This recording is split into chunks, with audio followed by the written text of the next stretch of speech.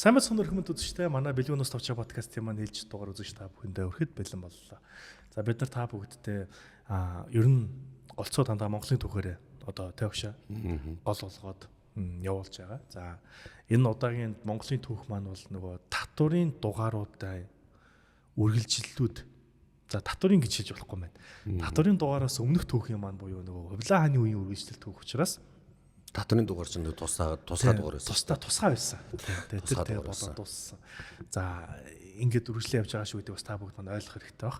За тийм учраас бид нар Монголын төвөд үргэлжлүүлэн явж байгаа. Тэгэхээр үзэгч та бүхэн бидний үйл хэрэг дэмжиж лайк, шеэр, сабскрайб тавьчих манайхан заавал дараарай. За мөгийн доор гарч байгаа даасан та бүхэн бидний дэмжиж одоо бяцхан донешн хэлээгээрэй гэж та бүгдээс чин сэтгэлээс хүсэж байна. За боштой өдрийн минь төрхийн ялдамт. За өнгөрсөн 7 өдөр биш байл. Өмнөх дугаар дээр юу яагаад туссан. Их хэцүү дайн болоод байлдаан болоод өнгөрсөн тий. Энд нэг асуулт байна агш. Одоо ингээд байлдаан ингээд хийгээд байгаа штэ. Одоо яг зүгээр жоохон тэнэг асуулт байж магадгүй л дээ. За зүгээр асуулт. Ингээд баахан байлдаа хийгээл яваад байдаг. Тэгээ тэр газартаа тийм айхтар юу яаж чаддгүй юм уу? Одоо эзэлж авсан газартаа тамаач суулгаад явдаг штэ агш. Тий. Тэр тамаач нь их цөөддөг юм уу? Яагаад ингэж бөө юм болж эзэлж авчаад дараа нь ахиж байлдах хэвээр болоод нөгөөд нь бослох ч юм уу ингээ гаргаад ингээ яваад идэх юм болох шээ. Одоо тийм кейс зөндөө биш үү? Жишээлх юм бол одоо Солонгос дээр бас хит гарч ирсэн. Уул нь Ахмад төвөдийн аян дайнаар ингээд Монгорыг эзлээд ингээд авцсан байсан мөртлөө нөгөөд нь ахаал ингээд ихнээсээ дайтахаар болоод ингээд яваад өгөх юм. Тэгснэ одоо бас ингээд уулна би зүг санаж байгаа бол сун улсаас хойш энэ өмнөд Азийн орнуудыг чинь автсан байгаагүй л багшаа. Үгүй халдаал яваад байгаа шүү дээ. Тийм билүү. Тийм. Тэр тамаачинараа тэгээ суулга яваад байгаа мөртлөө ягаад тэр дахиж бослох гаргаад ч юм дахин дайм болгон зүйл болоод байгаа юм. Хин гэр орондоо харийн үн захирахыг хүсгий. Аха. Гэхдээ тийм биз. Танаа гэрдний харийн үн өрчрээ захираа тавил чи дургуутсан нэст. Байхгүй оронд л нох чайн нэст. Тэгтээ багш тэр чинь нөгөө нэг бас нэг сонирхол төрүүлээд байгаа юм нь учиргүй нэг дарлаад ч юм уу эсвэл боолчлаад ч юм уу тэгээгүй өөрсдийнх нь амьдралаар шүтдэг шашныг нь шүтүүлээд яваад байсан мөртлөө яагаад бослог гаргаадсэн юм бол нэг амьдралд дарамт шахалт болохооргүй юм шиг харагдаад байх юм нэг бодлоо. Чи хүний ихээр жаргахаар өөрийн дураар зов гэдэг үг мэдхүү. За яг тийм юм болж За. байгаа. Тиймэрхүү юм болж байгаа. Бас нэг өөрсдийнхоороо байх. Өөрийнхөө гэр орондоо нэг хүн өөрийнхөө дураараа л бая л да. Чи өөрийнхөө гэр орондоо дээш хараа дураараа таруулзаад байж ах чинь нэг зочин чинь ч юм уу нэг хинэгэн хурж ичээл чамаг тийг инг хог шүрд тийг инг гэдэг яах юм чи гэр орондоо байгаа хүн хизээ хогоо шүрдэж гэр орноо цэвэрлэгээ чи шийд юм баг хэвээр. Яах юм хөндлөнгийн үнээр шийдвэх юм уу? Тэгэл нөгөө хэд нь тогтмол тэгэл бослог гаргаад байт юм биш тэгээ. Дургу өрн нэстэй. Ер нь тийм байгаа. Тамаачид чинь хааны даалгавар биелүүлж байгаа юм тийм шүү дээ. Тэгээ уулын тэр чинь бас эзэлж авчаад тэр чигт нь ингээд учраа олоорой гэд хайчихгүй бас нэг тамаач суулгаад нь штэ. Тийм. Тэгэхэд тамаач нь байгаан байхад л нөгөөд нь буслаг гаргаад байна гэхээр бас тэгээ бодогдохгүй биш. За окей. За ямар ч үсэн Чампаа руу, Аннам руу довтсон. Одоогийн Лаосын газар нутгийг бол Чампаачууд захирж байсан болохоор зэрэг ажуу жанжин Чампааг очиж эзэлж авч байгаа юм. За Аннам гэдэг чинь Вьетнам штэ. Зөв. За ингэж дай хийж байгаа цаад шалтгаан нь бол ерөөсөө усан зам нээх гээд тэр хаваар бас худалдаа арилжаагаас гадна бас шилж төдөлгөөн бас явах гэсэн баг тийм. Ийм юм аа. Яг одоогийн Хятадын газрын зургаас ингээ харах юм бол яг энэ Малакийн хоолгоор гардыг.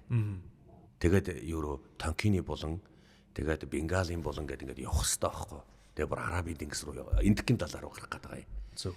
Наад энэ Аннам Чампаачууд чинь Малакийн хойгийн хоолойг өөрийн мэдлэлд оруулчихад байгаа байхгүй. Тэнтхийн худалдаа дээр өөрсдөө оршин тогтноод байгаа буюу Зүүн Азийн худалдаа. Усан замын худалдаа тээврийг. Хэрвээ эдгээр ийчээ байгаад ах юм бол энд юу болж байна? Малайз болон өнөөгийн нийгмээр өнөөгийн цаг үе ярих юм бол Малайз болон Сингапурын мөн одоо энэ маш том өмнөдийн далайн худалдааг дангаараад гэж байна гэсэн үг. Энэ худалдаа их маань усад хэрэгтэй. Тийм болохоор зэрэг энэ худалдаа руу очихын тулд Хятадаас урагшаага довтолж, Вьетнам руу довтолж байна. Тэгээ яаж ин Лаос руу довтолж байна. Мянмар руу довтолж байгаа байхгүй.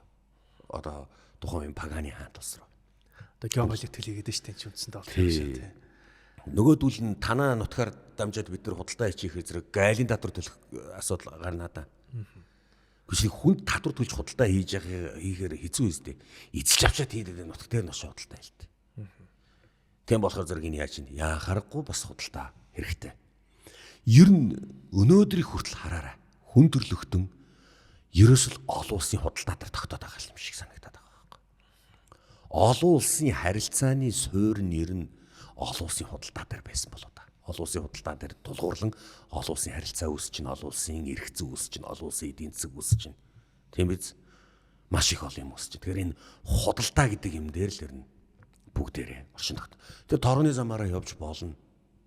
За мөн ч хол явна да. Мөн ч хол юм тийм шүү дээ. Дэлхийн барыг тойрно шүү дээ. Торгоны замаараа явж болно. Тийм. Тэгээд усан замын худалдаа чинь айгүй хурдан байдаг байхгүй. Тийм байна. Хурдан тэгээд юу нэг явалтаар их олон ачаа зөөж болно. Тийм. Илүү далаацтай явах нь. Далаацтай л явах. Бас хямдхан байх байх. Тийм. Өнөөдөр ч гэсэн тийм байгаа шүү дээ. Ийхүү Юан улс ер нь болоо Малагийн хогийг өөрийн мэдлэлтэй оруулна гэж шийдсэн болохоор ажуу жанжин одоо Чампад хурж ирсэн гэсэн үг байхгүй. Чампагийн газар нутаг Фанапен.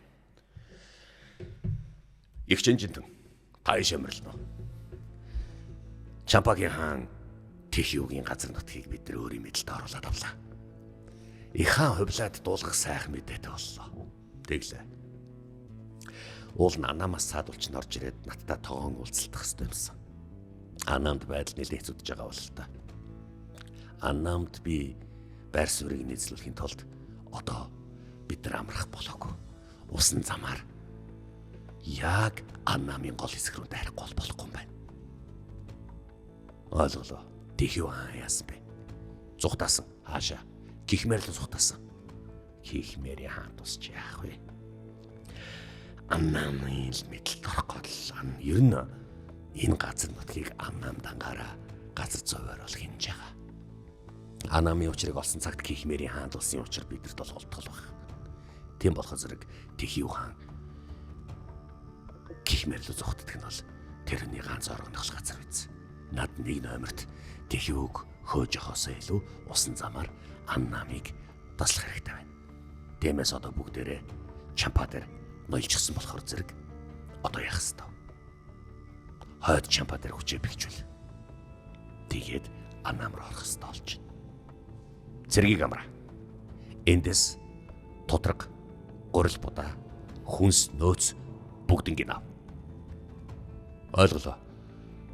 Бүгднийг бэлдэн шүү. Тэгээд бид нар 3-7 хоног дайнд бэлдэнэ. Тэгээд бид нар явах болно. Танкин руу. Ойлголоо. Их адмирал. За одоо тухайд адмирал гэж байгаагүй. Тэргүүн жанжин, усан онгоцны одоо тэргүүн өдөрдөгч гэж нэр өгсөн баг. Зүгээр орчин үеэр их юм бол адмирал л багхгүй юу. За ажуу адмирал буюу ажуу жанжин одоогийн Лаосын газар нутаг дээр бихчээд эхэллээ. За энэ үед нөө нэг умард битконгийн харим дээр тоогон жанжин байлдаж байлаа. За одоо наашаага Вьетнам Анамын хаан наашаа зэрэг оруулна. Давэт үндэст нутч биднээс биеэр намхан боловч газар нутгаа сайн мэдж байгаа учраас маш зоримог байлдаж байгаа бололтой. Тийм учраас эднэртэй байлдаж өшөө бүр хөөх хэрэгтэй байна. Тийм учраас Анамыг бүр мөсөн эзлэх хэрэгтэй. Их бөхчин байх чинь. Маш бөхчин.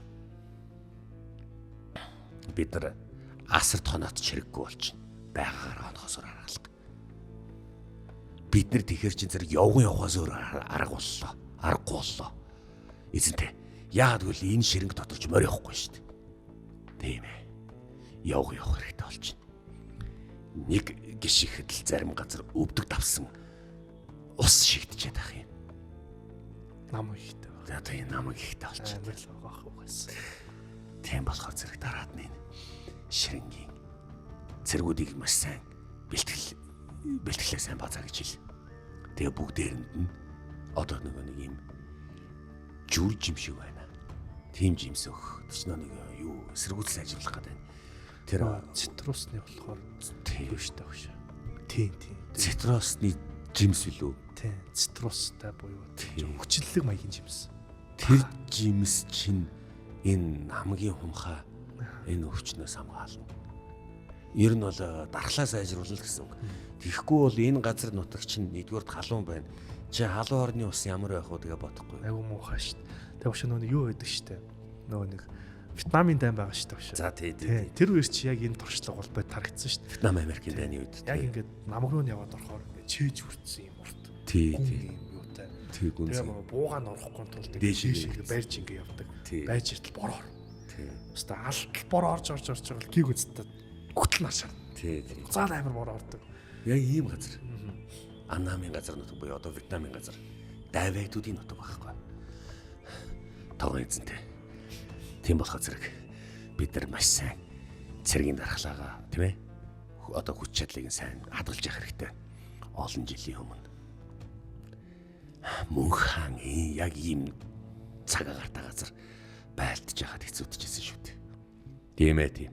Тэрнийг бол би маш сайн ойлгож байна. Цэргүүдэд бүгдээрэнд нь хангалттай хоол хүнсийг нөгөөрөө хүчээ бид нар зузаатах чад өшөөр орох болно. Гэхдээ эдгэр чинь хаанаас л хаанаас гарч ирнэ. Санаа зовлтгүй. Бид нар тэднийг хаанаас л болно. За одоо ингээд тогоон хангу. Одоо цэрэг ингээд бэлдээл. Одоо эцтэй юу болов? Тэндээс яг ингээд орой ингээд болоод нар ингээд бууж идэг.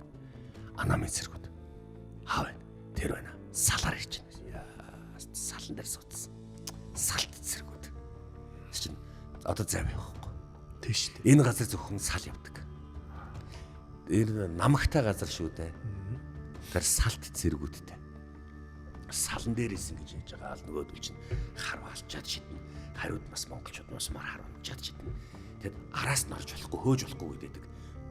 Энэ өдөө дуудах гадах шиг байна. Хэрвээ орхол юм бол пилпал гэж орчихно л доо. За нэгэнд намагнд живээд ихлүүл юу байлдахдагаа мантай болно. Хаста тийм. Баг амьд үлддэгтэйгээ мантай болно шүү дээ. Эднүс биднүсийг зөвхөн өдөө хатгаж байна. Хариуг нөгөөд бийж. За ингээл нуусмар байлдаал, салт зэргүүд нь байлдаал. Буцаал ухраал. Тэгээл ингээд эдгээр газар нутгаа маш сайн мэдж байна. Энэ хавийн газрыг мэддэг хүн байгаа юу? Байхгүй. Аннамаас олдсон зэргүүд байгаа юу? Олдсны зэргүүд энэ газараа зааж өгөхгүй шүү дээ. Тэгээд ч бид нар зэрэг олдсож хамжаагүй л байна. Ойлголоо. Өшөө цаашаа. Энэ газрыг маш сайн шалгах хэрэгтэй, шинжлэх хэрэгтэй байна. Сүм улсын цэргүүдийг дутаадах. Линхэ. Ойлголоо эзэнтэй.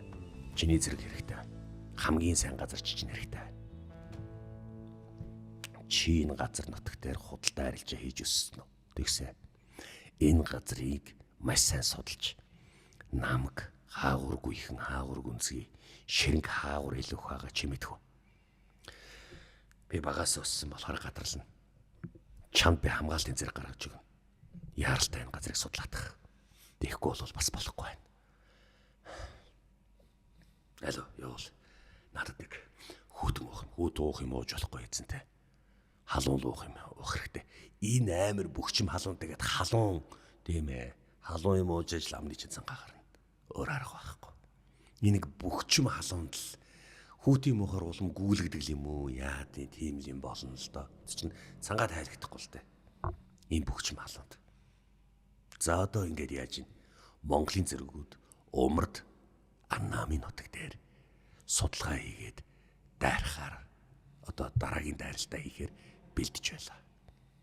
Их Ван улсын өмнө зүгт ийм зүйл болж байсан бол умар зүг хар хорин Мэлик Төмөр хааны одоо өөргөө Чингэм хаан хүү таамарл. За яасан. Өмнө зүгийн жигтэйхэн сайхан тансаг хоолундыг эдсээр байгаад төрөлх Монгол хоолунд насаа та холдцсон уу юу?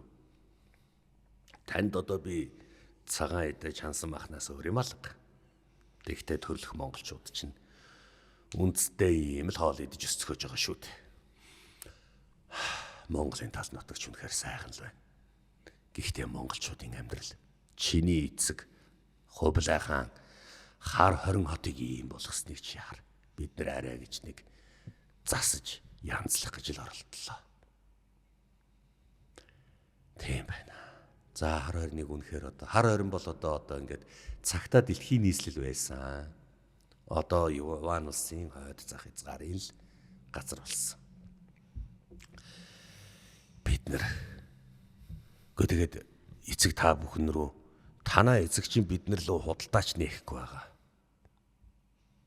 Танаа эцгээс чинь өмнө Нангиадын үе үеийн хаадууд хичнээн хидэр муухай хааштай байсан ч гэсэн худалдаа арилжаа нээдэг л байла. Гэтэл танаа эцэг худалдаа нээхгүй байна. Худалдаа нээхгүй байгаа болохоор зэрэг бид нэр дэлхийн ертөнцөөс хоцрогдож эхэллээ. Тэгээд бид нар энэ малын гаралтай бүтээгдэхүүнээр л яваад байна. Ойлголоо. Хар ойрны амьдралтай би танилцж байна. За одоо ингээд Чингэм хар ойрон хотыг нэлээд сонирхож эхэллээ. Одоо бүр танилцаад ирлээ. Ёстой. Илч дуудаад ир. Ойлголоо. Чингэм эзэнтэн дуудаж байна. Эзэнтэндээ намайг дуудав. Чи Хамбалик руу яв. Хаан эцэгт намайг инчээ байгаа гэж хэлээрэй. Намайг умард зүгийн тамаач болох хүсэлтэй байна гэдгийг уламжил. Эзэнтэй та тэгтээ уулна. Чи миний хийснийг хийх ёстой. Бити надад асуулт тавь. Ойлголоо. За энэ тамаач гэдэг нэрээ тайлбарлах хэрэгтэй юм байна уу шээ. Гойло зөндөл тайлбарласан. Одоо эн чинь бол үндсэндээ захирагч. Тийм. Одоо энэ одоо тэнд тамаач суулганд чинь захирагч. Тэр газрыг захирна гэсэн. Чингэм яагаад ч юм бэ бас энэ газар нутгийнхаа одоо төрөлх Монгол нутагтаа ингээд үзээд одоо яг өөрийн нүдээр үзлээ шүү дээ. За одоо энэ чи тамаач болно гэдэг чинь эрх хүчнийг өөр байгаа бололтой. Их Юан улсын нийслэл Хамбаликот Хувлаа хааны өргөө. Дээд зөвлийн ёслолын ордон. Хой зүгээс илж ирсэн хаантаа. Тантай уулзъя гэн. Нооруул. Би Чингэм эзэн намайг явууллаа хаантаа. Миний хүү юу? За хаана байна гин. Хар ойромд байгаа. Юу? Тамаач болох хүсэлтэй байна. Худалдаа арилжаа нэгээч гэж хэлж байна. Чингэм одоо. Чингэм ингэж хүссэн үү? Тийм ээ. Өөр бас хэн? Ганцхан Чингэм үү? Үгүй. Таны хүү Номгон. Номгон бас ингэж хүссэн үү? За. Ойлголоо. Амарч болно. Марко Пологдод. Ойлголоо эзэнтэй. Марко. Чи миний хүү Чингэмийг бас номын багшийнх нэг нь байсан. Гэтэл одоо хар ойронд очичхоод өөрийнхөө дураар тамаач болох хүсэлтэй юм гин. Чи ер нь юу гэж бодож байна? Би Чингэмийг багаас нь л мэднэ. Та үнэхээр Даадуу хотод бүх юмыг бүтээж, бүх юмыг хийлгэж ингэж амьдарч байгаа мөртлөө төрөлх Монгол нутгаа яагаад гаргунд гаргасан юм бэ? Та яагаад монгол хүн байж төрөлх монголчуудаа харж ханддаггүй байгаа юм бэ? Тэгсэн мөртлөө та яагаад хар ормыг өөрийн мэдлэлд байх ёстой гэж үзэж байгаа юм бэ? Олон жилийн өмнө болсон таны төрсөн дүү та хоёрын хоорондох асуудлыг би мэднэ. Та хоёрын хоорондоо тулалдаж байх үед би энэ ордонд ирсэн. Аав ах хоёртойгоо хамт. Одоо тэгтэл таны төрөлх нутгаас чинь үргэлж дайрч товтлсон энэ асуудлыг та зэгцэлж болохгүй гэж юу? Марко. Чиний над асуусан асуулт би хариулах гэж оролддог юм. Тэгтээ Монгол хүнд нэг юм зам байна. Чи тэр занг ойлгохгүй бололтой. Тэр нь юу юм бэ? Тэр ямар зангаас болж бүхэл бүтэн монголчууд хоорондоо би нүгэл чамд хэллээ. хүндэтгэл. Таныг тэр дэдргүй Ихванусын хаан гэдгийг хүлээн зөвшөөрсөн шүү дээ. Хар хорим хүлээн зөвшөөрөөгүй. Тэд нар хүлээн зөвшөөрөхгүй ч гэсэн таны нөлөөнд захирагдж л байгаа үсттэй. Тийм болоод л тэр бэнтлэр сайн бодож байна. Монголчууд бие биендээ хүндэтгэлгүй харьцдаг. Энэ үнэн. Одоо бол тийм. Хувлаа өөрийгөө хүндэтгүүлэх гээд байгаа байхгүй. Намайг хаана гэд хүлээн зөвшөөрчхөө. Мэлэг төмрөө. Хайд уу. Тийм ээ? Тэгвэл те. Би бол ярина. Арай өөрштэй гэхгүй юу? Цаадуулна болохоор яагаад байгаа вэ? Чи юу юм гэдэг байгаа юм. Энэ хүндэтгэлийг л хүлээгээд байгаа бололтой. Хувлагийн энэ бодол нь бол. Чингэм хүү тэнд байгаа. Миний хоёр хүү хоёулаа хар хоримд байгаа болвол би бол байдлыг одоо авч хэлцээ. Хайдуугийн дайрч байгаа довтлохооныг хилцээр хийгээд инхийн аргаар энэ дайныг зогсоосон учраас чингэмд би шагнал болгон тамаач байх эрхийг нь өхөө сайн мэдэхгүй л байна. Чингэн миний залгаас зөрчиж өөрөө дайна тултаанд явсан хүн. Номхон бол өөр хэрэгэ миний зарилгаар явсан юм. Тийм учраас би цагаан эрмийн хойд бомтыг 2 хүүдэд зориулж нэг зэрлэг гаргалаа.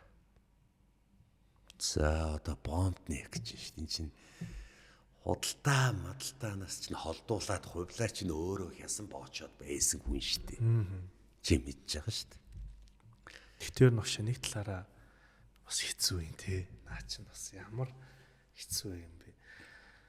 Хэрвээ нэр намайг хаана гэд хүлээн зөвшөөрчих юм бол энэ хар хоринг бол одоо хөгжүүлэх юм бол одоо юу гэдэг юм нөгөө гадаад урсгалыг нь таслахгүй энэ бол одоо хобилад бол их амархан ажиллал шүү дээ те багш. Хаалга эргүүлнэ. Тэ. Тэгэл баг хар хорин руу бүх бараа таваараа ингээл явуулаад та нэг надад нэг ярьжсэн да одоо манай подкастэнд бас нэг одоо өөр нэг подкастэнд орж байхдаа монголчууд ер нь үеийн үед толгомддог нэг толгоо өвч юм бол худалдааны дандаа байдаг. Бид нар ч өөрсдөө үйлдвэрлэгч биш. Ерөн ч үйлдвэрлэгч байгаа. Хэрэглэгч. Тий. Малын гаралтай бүтээгдэхүүнээ махс үгээл нэг авна гэхээс биш. Тэрүүгээр нэг хэдийн юм нөхөөс биш нэг учиргүй ваар шааз хийгээл цай тариад хүмүүс байгаагүй. Тийм учраас яалтчгүй нэг талаараа бид нар худалдааны хэрэгцээ аяг өндөртэй өнөөдөр ч гэсэн яг л ийм л. Нин ирээний хаахаар юу болох бол гээл. Ковид бол одоо бид нар харуулсан шүү дээ. Цар тахлын үед нөө юуны барааны худалдааны бомтууд ингээд зогсоод ирэнгүүтэл ерөөсөө бизнес эрхлэгч нараас ихсүүлэл энгийн иргэд хүртэл одоо ерөөсөө ачааны хүндэн орон дээр өрч эхэлж байгаа шүү дээ. Хэдэн мянган жил өмнө зүгийн хөршийнхний худалдаа арилжааны асуудал маш том асуудал хөндөгдөж исэн баг үз. Одоо ч хөндөгдсөөр байна. Гэхдээ газар зүүн өгөгдөл нь энэ юм чи одоо яах юм бэ одоо? Хэдэн мянган жил ингэж явах юм те багш. Та нэг бас ярьжсэн шүү дээ. Хүннүүгийн үеэс хүртэл ингээд хүннүүгээс өмнөхөөс нь ч гэсэн бас ингээл явчихсан. Ялангуяа нөгөө нэг эртний хятадын тан улсын үед л өөдөө багш. Тэгээ судар дээр нэг та нэг ярьжсэн шүү дээ. Өмнө зүгээс ирдэг нэг хідэн нүүдэлчдийн талаар л байдаг гэх. Тэгээ тэр нэг монголч гэж бас нэр зорцоо нэг хідэн нүүдэлчд байдаг гэд нэг ярьжсэн. Тэр чинь хэрэглээний асуудлын өнөөдөр байна. Тэгээ яг энэ одоо нөхцөл байдал дээр бас үнэлээд үзэх юм бол өнөөдөр ингээл манай хэд чи фэйсбүүкээр бичгтэл хятадаас илээ хаамаа, хятадаас илээ хаавал Монгол хөгжинэ гэх нэг юм бичээд байдаг боловч яг амьдрал дээр бол энэ ирээний хаагаад үзэхгүй юу? Тийм байсан. Түүхэн талаасаа ч тэр эдийн засгийн талаасаа ч тэр амьд алдгүй талаасаа ч тэр яалтч хэцүү асуудал. Энэ хоёр хөршийн ер нь бол манай монголчуудын л одоо хувь тавилан гэх юм уу? Зүр газар зүүн хөгжлөн юм да. Их Монгол улсын үед хүртэл юм байсан гэхэр ч хэцүү. Тэгэхээр энэ яаж юм? Суурьшмал иргэд хэрэгцээтэй болгоно өөрөө хийдэг нүүдэлчин хүмүүс үргэлж хэрэглээний дутагдлаар гачигдана гэж. Ерөөсөө тийм л байсан. Тэр хувлаа чинь энэ нөгөөдүүлээ та нар зүгээр намаа хин гэдгийг мэдхүү гэсэн шиг аваачаад жинхэнэ гол цангалагийг аваачаа боогоо хийсэн шүү дээ. Тэгэхээр чин зэрэг одоо яах юм бэ? Асуудал үүснэ дээ. Хэцүү байна гэж. Тийм байна. Чингэм тэнд очсон. Чингэм номгон хоёр тэнцээ очсон болохоор хувлаа яаж ийн? Худалдааны бомтыг нээхээс аргагүй болсон байна. Ийхүү цагаан эрмийн хойд бомтыг хувлаа хааны зарилгаар нээлээ. Одоо Монголын тал нутаг руу дунддын худалдаа буюу Азийн худалдаа одоо явж эхэлнэ гэсэн үг. Чингэм эзэнтэй таныг хот улуунчийнхаа гүнжтэн дуудаж байна. Өргөндөө юу? Тийм ээ. За дүү минь Чингэм чийч зүү юм хийлээ. Одоо ашгүй энэ худалдаа харилцаа боллоо. Нээгдэж эхэллээ. Хар хорин болон Кашгар, Яркент. За ер нь бол хайдуу бас яг үннийг хэлэхэд энэ Яркендэд байгаа шалтгаан чинь торгоны замтай ойрхон байгаа шалтгаан байсан юм. Одоо хар хорин бол яаж ийн? Худалдаатай боллоо гэсэн үг. Над дээр бас нэг хүн одоо орж ирнэ. Чи тэр хүнтэй бас хилцээр хийх ёстой юм байна. Хий юм бэ? Хий юм бэ хотолон ихчээ. Чод утахгүй өөрөө хараарай. Тэр хүнийг оруулаад ир. Сайн уу Чингэм дүү минь. Та чинь ширгээ ах уу да. Тийм байна. Уулзаагүй утчих.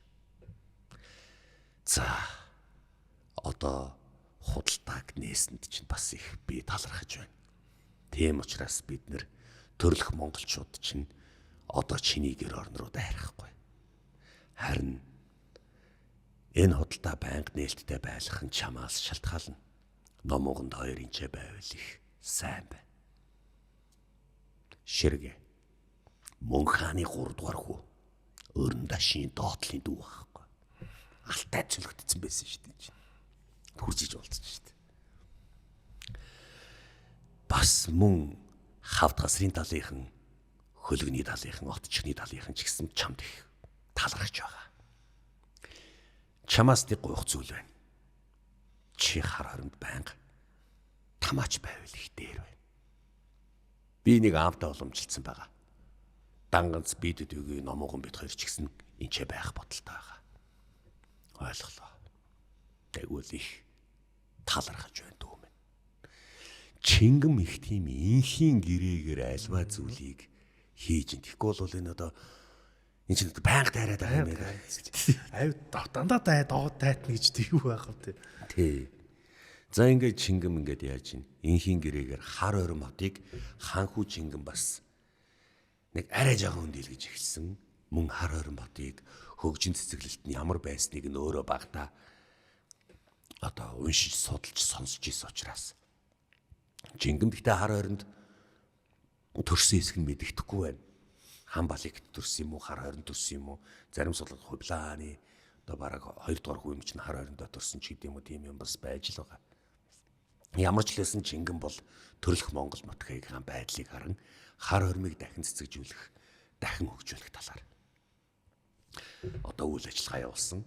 Тэгээд өөрөө күнзийн болон буддийн ном судруудыг дахин одоо уншиж судалж ингээд одоо урагшаага илчилгэн судар бичгийн хүрээлэнгээс хар хормын одоо номын сан судар бичгийн хүрээлэн ч гэдэг юм уу, тэрнийг бас нэг жоохон баяжуулах ч гэдэг юм уу. Тиймэрхүү үйл ажиллагаа бас Чингэм бас явуулж эхэлсэн байна. Хувлаа хааны ордон таны хүү Чингэм таны дайснуудтай одоо ингээд наалтаад эхэллээ хаантан байна. Миний дайснуудтай бишээ. Олон жил миний толгойг өвтгөж байсан төрөлх Монгол нутагт минь очиж тэр асуудлыг намжааж байгаа болохоор Чингэм номогон хоёрт би их баярлаж байгаа юм. Тэгэхдээ тэнцээ их удаж одоо Чингэм чинь байлдахгүй, харин ч тэнцээ бас нэлээд дахин сэргээлт хийгээд ах шиг байна. Тэгэхээр энэ таны зарилгаар дайнд яваагүй шүү дээ хаантан минь. Өөрийн дураар явсан. Таныг амьдад өөрийн дураар явж байгаа энэ хүн. Таныг өгөөд өөрийн дураар энэ улсыг чинь яах болж таарж байна. Богино ухаанд юм чи хамаатад. Чингмийн ээж тэнгэрт хальцсан болохоор чи бас ингэж байгаа мó. Үгүй л дээ. Гэхдээ бас өөр хаттын хөөхтэй ч гэсэн уруу татаад байна. Чингмийн нөдлөрөө тамаачаар байгаад байх юм бол Чингэм таны эсрэг явах болно. Яагаад гэвэл Чингэм бол монгол хүн. Чингэм монгол хүн юм чинь төрөлх монгол нутагта улам илүү татагдж таны ах, таны дүү ариг бөхшиг болохыг бас алийг тэрхүү. Татвар имс хатад эмхтэйчүүд дугаа байцгаа. Та нар Чингэм хаанхугийн талаар илдвэр ярих хэрэг байхгүй. Их Иван улсын тэргүүн хүн бол би. Харин миний дараа орох хүн бол яахарахгүй миний ууган хүү буюу угсаа залгамжлах Чингэн байх болно. Ордонд эмсийн хувилдаан хов базагддаггүй юм. Гар тэр аяг чивгчнүүдийн өрөөнд очицгоо. Тэгтээ хувилаа хаантан байна. Тавалаагүй хаантан. Харин нэг л өдөр эргэн тойрны хинчин ч гэсэн чимээгүй. Та нар намайг ятгах гээв. Гарцгаа. За, хувлаа хаанд ер нь бол нэг юм нөгөө хаттууд болон нөгөө шивгчин одоо татварын эмсийн нэг юм асуудал гарч ирж эхэлж байна. Хатгаас орж ирж штэ. Хаттуудын хатгаас. Тэгтээ сони юм аа тэгээд ирнэ. Хаан хүн бас ирэн тэгэл эхлээд одоо их ууралж эхэлж штэ. За яг энэ үед Марко Поло би энэ нэг болтмөрөө би энэ бичгийг перс хэлээс хөрвүүлж одоо өөрийнхөө итали хэл рүү латин хэл рүү орууллаа. Одоо би өшөө цаашаа чамтай санаа зовлтгүй чээч надтай маш их эрдэм шинжилгээний ажил хийлээ. Харин чи Йохан улсын шадар сайд юм бэж чи одоо их олон жил боллоо. Их Йохан улсын ард түмний аж амьдрал дээр танилцав. Би бараг ер нь 24 мужаар аяллаа. Тэр газар нь очиж би удлаа. Дараагийн газар нь би нэг мужид очлоо гэж бодоход тэндээ би бараг багаар отгод сар байдаг. Эсвэл 2 сар байдаг. Би их Йохан улсын өнцөг болон бүрээр явж үзлээ. Одоо харин умард газрыг бас сонирхож эхэлж байна. Хар хоримд Чингэн байгаа болохоор Чингэнтэй бас уулзах санаатай байна. Би харин үеийн талаар их хаантай ярилцмаар. Тэгвэл чи өөрөө очиод яриач. Өөрөө өндөнд дуртай цагт ордын багчлаа. Өөрөө л хэлэлтэй. Яагаад заавал надаар уламжлуулах юм. Марко Поло болд төмөр чанснаар маш их эрдмийн бүтээлийг бас хийж исэн Европын соёлын хроник бичлэг буюу одоо энциклопеди гэх юм одоо орчин үеэр юм бол тэр имийг бас их гаргаж байлаа. Марко Пологийн дуртай хоол нь ламенс. Ингээд гурил байна шүү дээ. Ингэдэг одоо ламен гэдэг. Тийм хоолнд бас дуртай байсан гэж ярьд юм байл. Дайдуу хотын урдхан цэцэрлэгт хувлаа хаантай Марко Поло уулзлаа. Чингэм хаан хүү бүр багын их ирэмгий зоримгий бөгөөд их сэргэлэн хүү байсан. Одоо харин умард хязгаарын тамаач болсонд би баяртай байна. Дайн болох зүйлийг Чингэм яагаад ингэж инхийн замаар шийдчихсэн нь бас гайхалтай шүү дээ. Тийм ээ. Чингэм би бас түүнд талархаалгаа. Би бол санаа зовхгүй байна. Одоо таныг хүндэтгэл гэдэг чинь эндээ байгаа юм биш үү? Та хүүгээ ивэж хүндэтгсэн, 2 хүүгээ ивэж хүндэтгсэн учраас таны хойд зүгээс таны улс руу хойд зүгээс аюул ирэхэ боллоо. Хайдуу хаан ч гэсэн одоо худалдааны ээж өгсөн болохоор зэрэг хайдуу хаан бол одоо уурлаж догшрохгүй дайрч товтлохгүй бол байна. Харин би өрний соёлыг дорныхтой хосолж энэ бүхнийг одоо бичиж тэмдэглэж үлдээж байгаа. Энэ танд бол хэрэгтэй болох биз. Хаантай байна. Тийм ээ. Харин чи миний Даадуу хотын энэ сайхан газрыг харж байна уу? Яг энэ үгээр ингээ хатангол урсан. Тэр үгээр нэг сайхан маш олон усан оргилрууд байгаа. Тийм ээ. Би энэ дээр нэг том гүүр барих гээд байгаа юм. Энэ гүүрийг чи барь. Чи чинь бас их инженер, зураг, сэлбэр сонирхдаг үстэй Марко. Ойлголоо. Би барь. Энэ барьсан гүүрийг чи бид хоёрын нөхөрлөл буюу өрн дахны, өрөнд орны, соёлын уулзалт гэж би дотроо маш их бодож байна. Ийхүү өрөнд орны хоорондын ив найрамдал бие бинийгээ хүлээн зөвшөөрсөн хүндэтгэл хэмээн би дотроо бодно.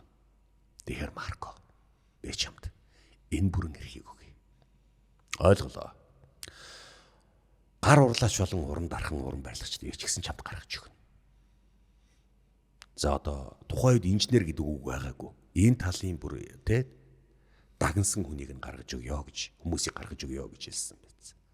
Марко Поло хувлаа хааны зарилгаар өрөнд орны ив найрамдлын бэлэгдэл буюу Марко Поло хувлаа хаан хоёрын нөхөрлөл буюу өрөнд орны нөхөрлөлийн бэлэгдэл гэсэн тэрхүү сайхан гүүрийг эртний Европ маягийн аргаар одоо хэлүүлж өөрөө бас Европ инженерүүдийг ингэж авчирч Растичили гэдэг найзтайгаа бас одоо өөрийнх нь бас нэг найз Европоос ирсэн, Италиас ирсэн найз.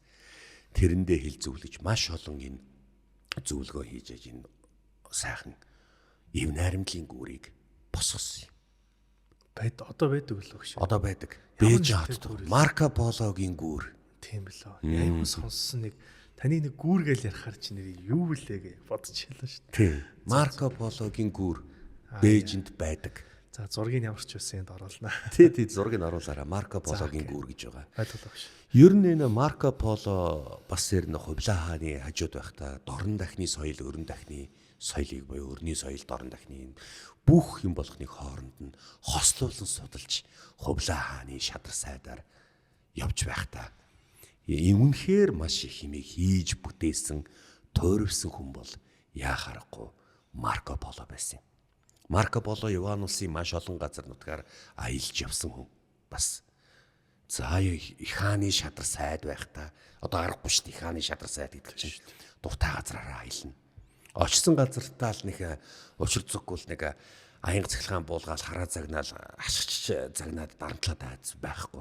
Альва болгоны ард түмний амьдрал болгоныг юу хэрэгтэй байгаа, юу дутаад байгаа болгоныг өөрийн биеэр уулзаж бас сонсож хэрэгжүүлж явдаг байсан гэж ярьдаг болохоор ард түмэн нь Марко Полог өрнийн их ухаалаг сайд гэж дууддаг байлаа. Харин Марко Поло чөлөө цагаараа яагаад ч юм бэ морь унаад яг хувлаа хаантай адилхан шонхроор ангөрөө хийх дуртай байсан юм. Хувлаа хаан чирн яваанда улам наазга харих нь бас ихтэж эхэллээ. Нөгөөдүүл нь байлдаад байдаг. Бас наазга харах нь бас ихтэйд байдаг.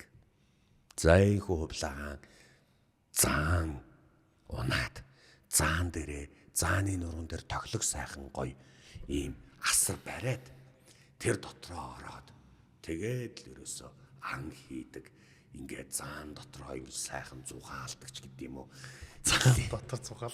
Зааны нуруунд дээр заан байгаа шүү дээ тий. Зааны нуруунд дээр ордон шиг гоё. Асрын дотроо ингээд асар барьчаад тэрэн дотроо хөвтэй. Гоё байх нь шүү дээ. Тий. За тэгээ зааны нуруунд дээр асар бариулчаар тэрэн дотроо ангөрөө хийдэг ч гэдэг юм уу. За ингээд одоо их нилээн бас цэнгэлд автаж эхэлсэн. За хаан хүн ийм цэнгэл эрхлэхгүй бол одоо өөр яа их вэ? Бас мөн дарсанд ч автсан.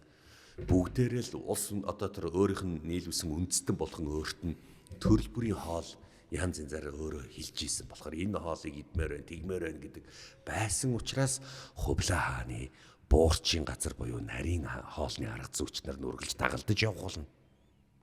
Хувлаа нилээн тансаглалт бас их автаж эхэлснээрээ энэ хүн төрийн ажлаас бас жаахан хойрогдох магадaltaй болоод эхэллээ. Хувлаа хаан бас жинэмж эхэллээ. Энэ үед харин өмнө зүгт маш их дайны эд үйл явдлага өрнж байлаа. Малакийн хойг руу одоо бид нэр орохын өөрийн мэдлэлд оруулахын тулд яаралтай тонкины болон руу явах хэрэгтэй байна. Тиймээс одоо бид нар бүх цэргүүдийг бүгднийг сонгоцсон суулгах. Миний хойноос яцгаа. Ойлгодоо ажиж яажаа. За ингээд ажив.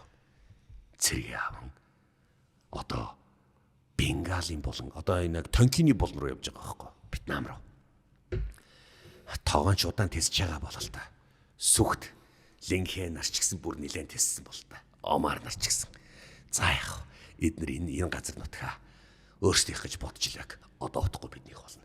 Галаад. Дайрлаа. 1285 оны сүүлээр Тонкины болонд Ажуу жанжин ирснээр Аннам хойд хэсгээс ахуулаад дундад газар хүртлээ бөмбөгдүүлж өмнө зүг рүүгээ Аннамч зугтаасан юм.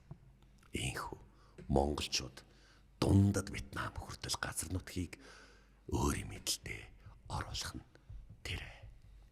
Ажуу жанжин дундад яг Усонгоцор хүрчиж хагаад далаагаас дэмжиж Аннамын завд цэргүүд болон салт цэргүүдийг нь одоо байлдаад харваад галта шатаагаад намнаад тэр тэндээс ирж байгаа онгоцыг зүгээр оноод байгаа байхгүй. Салт цэргүүд ингээл онгоц тэр хоолоо юм чинь гайгүй байна гэл дөхөөл байж идэл хажууд нэрж унаал ингээл ингээс өнөөгөл ингээл ихэлсэн.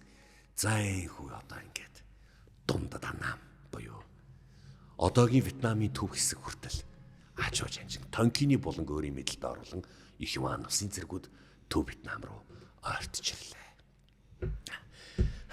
Ажуугийн чадлаар түүний тусаар ямар ч лсэн дундад Вьетнам хүрлээ. Одоо дундад Аннам хүрлээ. Одоо шаах уу? Ажуу ямар мэдээтэй байсан бэ? Чампаг өөрийн мэдлэлд оруулсан байсан. Чампагийн хаан тэгээ хайцсан гэсэн. Гихмээр лүү яваад цухтаагаад өгсөн гэсэн. Тэгэхээр Аннамын хаан одоо яах вэ? Өмнө зүгүргээ зухтан нэз. Зүгээрээ бид нар ичээ сайхан бихчээд авчи.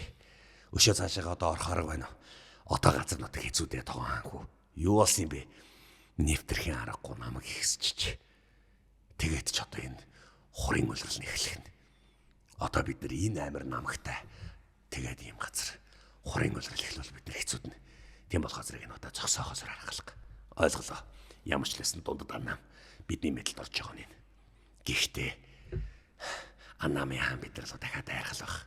Дундад Аннамыг алдахгүй байхын төлөө байх ёстой шүү. Ажууд хэлээрэй. Ойлголоо тогоон юмцэнтэй. За бүгдээрээ зэрэгээ бэхэл. Ойлголоо. За их одоо ингээд зэрэгээ бэхжүүлж дундад Аннамыг өөрийн атхандаа тогоон оруулж байлаа. За ойлголоо ш. За ямар ч байсан байлдааны ажиллагаа бол тэнд бол үргэлжил дээр үргэлжлэл явж байгаа юм тийм. Тэр хэний Хобилайн хүү Чингүмийн бас гавьяа юм шүү дээ тийм. Энд чинь дайн байсан юмыг одоо инх тайван болгоод ирчихэж байгаа үстэй. Чинь бас нэг талаараа тийм бомб нээгээд за тэгээд тэрээр явж байгаа одоо худалдааны урсгалыг бас нэмэгдүүлэх замаар тэнд байгаа худалдааны гачлангийн бас даван туулж өгөөд чи бас их мундаг юм хийж байгаа юм байна. Тийм. Тэгээ энийг бас манай хаан өөрөө бас жоохон одоо жаргалц ингээл давтаж байгаа юм байна. За тэгээ. Одоо хийсэн юм бас тэгтээ зөв. Зөв тийм байна. Хаан хүү ийм юм хийх болоод өөр юу их аргагүй. За багштай баярлалаа багш. Ямар ч үсэн энэ түүхийг бас ингэж сайхан ярьж өгч байгаа танд баярлалаа. Үүдээс нэг юм асуугаад дуусчих гэж. Та их сурвалжуудаа нэг хальт хэлээд өгч. Одоо ямар материалаас бидний нэг унших вэ? Ямар ч үсэн түүх. За одоо би энэ номнуудаа бүгднийг ингээд гаргаад ингээд би үзүүлчин зургийг үзүүлчин. За энэ сайшаалтын бичсэн Иван усын судар байгаа. Иван усын түүх гэж байгаа. За тэгээд хувлаа хаа ингээд бүтээлүүд байгаа. Маш олон одоо сурвалжууд байгаа. Би тэрнийг одоо энэ зурган дээр чамд үзүүлчихнэ. Waterford-ийн бичсэн номнууд. Waterford дээр ч гэсэн бас их сайн гаргасан байна. Тийм байлаа багш. За ойлголоо. За багштай баярлалаа. За үзэгчтэй манай нэвтрүүлгийн цагийн хүрээд ер нь дуусч байна. Үзэгч та бүхэн бидийг дэмжиж лайк, шеэр, subscribe тавьчих манайхан заавал дараа. За мөнгөний доор гарч байгаа дансанд бяцхан сэтгэлийн тус тийм боيو. Одоо Donation хийлээрэй гэж та бүгдээс хичээнгүйл өсөж байна. За ингээ манай нэвтрүүлгийг энэ хүрээд завсарлаад дараагийн дугаараар иргэн уулзлаа. Баяртай.